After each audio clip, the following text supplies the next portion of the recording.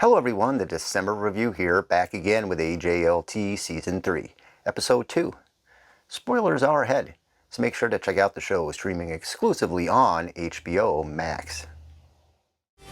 Okay, how do you want to handle this? Should we just, move your stuff to one side?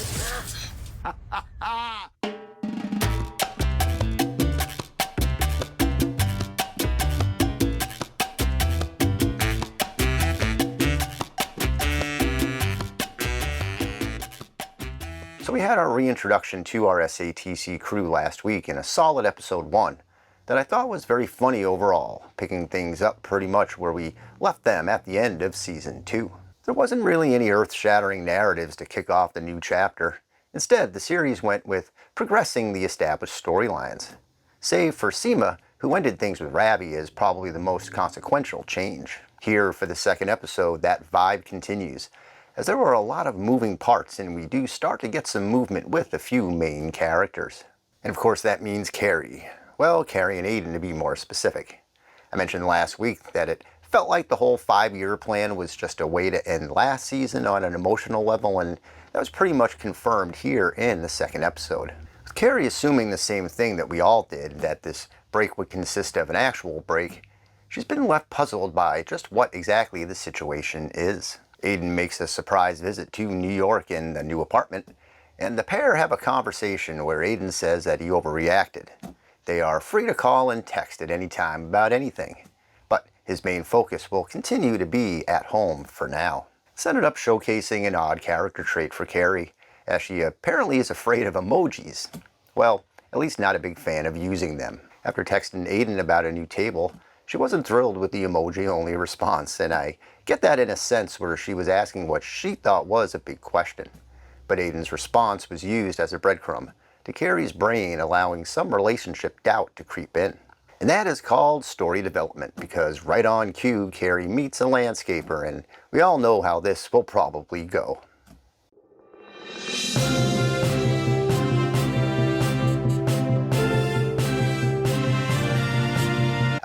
I see we once again have breaking news, so let's throw it out to our December review man on the street, Evan Evansley. Evan, what can you tell us about this breaking news? Breaking news. Yeah, okay. More like lame bit for internet channel. Evan, can you hear me? I'm 99% sure I saw this done way better on Letterman 30 years ago.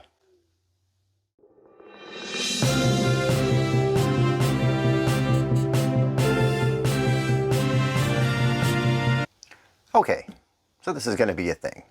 Got it. For Miranda, in a bit of a callback to the original series, she has taken to watching a reality TV show. You know, one of those Real Housewives of the crazy. With Che out of the picture and no signs of Steve yet, things have settled way down for Miranda.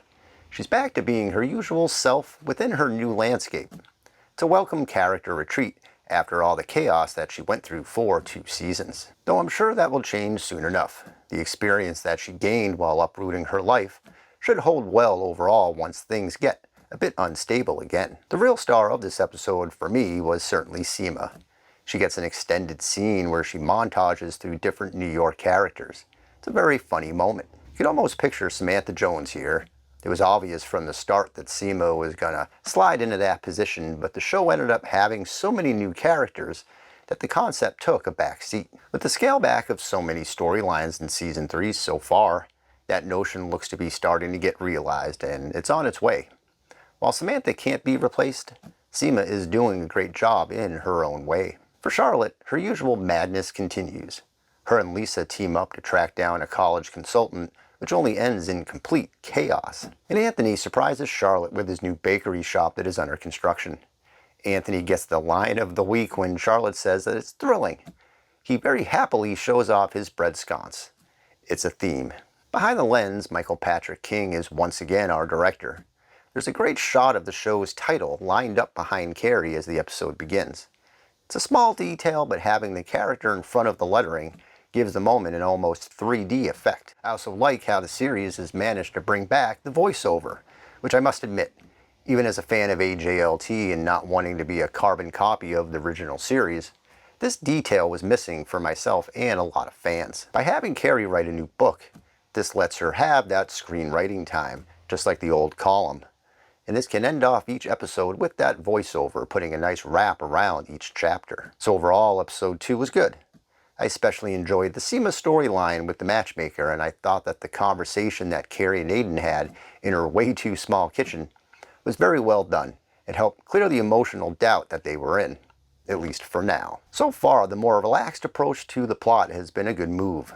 We're slowly walking our way to the eventual complications, but I think that will make things more impactful once we get there. That will do it for this week. As Carrie once said, life gives you lots of chances to screw up, which means you have just as many chances to get it right. What will these chances bring for our AJLT crew?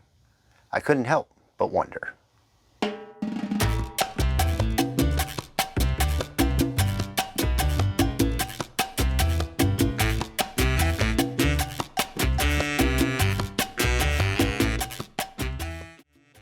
If you like this video, please subscribe to the channel for more. Thanks.